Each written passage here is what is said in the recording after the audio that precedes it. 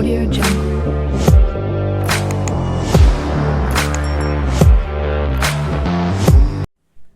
నీరు లేని భూమి, ఉపాధి లేని చేతులు, చదువు లేని పిల్లలు. ఇదేమైనా సినిమా కథ కాదు. ఇది ఒకప్పుడు అనంతపురం జిల్లా నిజమైన పరిస్థితి.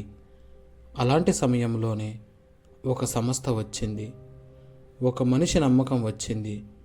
అదే RDT.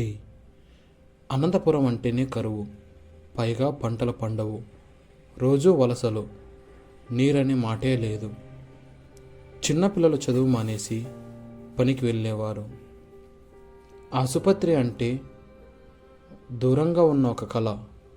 అలాంటి సమయంలోనే ఈ ప్రాంతాన్ని ఎవరు చూస్తారు? 1969లో డాక్టర్ విన్సెంట్ ఫెర్రర్ అనంతపురికి వచ్చారు. డబ్బు కోసం కాదు, పేరు కోసం కాదు, మనుషులు మారితే గ్రామాలు మారుతాయన్న ఒక నమ్మకంతో.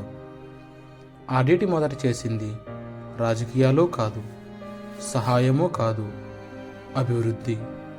నిరుపేదలకు పక్కా ఇల్లు, పిల్లలకు స్కూళ్ళు, అమ్మాయిలకు ధైర్యం, మహిళలకు ఆర్థిక నైతికత, రైతులకు నీటి ఆశ. ఒక ఇల్లు, ఒక చదువు, ఒక వైద్య సేవ, ఇవే కుటుంబ జీవితాన్ని మార్చేస్తాయి. ఒక్కరోజు అనారోగ్యం వస్తే ఇంత దూరం వెళ్ళాలా అని అడిగిన ప్రజలకు RDT ఇచ్చిన సమాధానం బత్తలపల్లి హాస్పిటల్. డబ్బు ఉన్నా లేకపోయినా చికిత్స మాత్రం అందరికీ సమానం. ఒకప్పుడు మాట కూడా మాట్లాడని మహిళలు ఈరోజు నిర్ణయాలు తీసుకుంటున్నారు. మహిళలు ఆర్థికంగా ఎదగాలని వేల సంఖ్యలో సంఘాలు ఏర్పాటు చేశారు. మహిళా శక్తి దేశానికి వెలుగు. అలాగే కరువును ఎదుర్కోవడానికి అనంతపురం విరివిగా వేలాది చెక్ డ్యాంలు కట్టారు. అనంతపురం భూగర్భ జల మట్టాన్ని పెంచడంలో RDT కీలక పాత్ర పోషించింది. కేవలం తిండి బట్ట కాదు, గ్రామీణ పిల్లల్లో ఉన్న ప్రతిభను ప్రపంచానికి చూపించాలని RDT భావించింది. అందుకే అనంతపురం స్పోర్ట్స్ విలేజ్ను నిర్మించారు. ఇక్కడ శిక్షణ పొందిన ఎంతోమంది క్రీడాకారులు.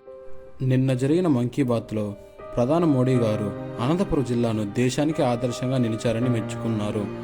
RDT లాంటి సంస్థలు దశాబ్దాలుగా చేస్తున్న కృషికి ఇప్పుడు ప్రజలు స్వచ్ఛందంగా చేస్తున్న ఇలాంటి పనులు తోడడం వలన అనంతపురం యొక్క రూపు మారుతుంది అన్నారు.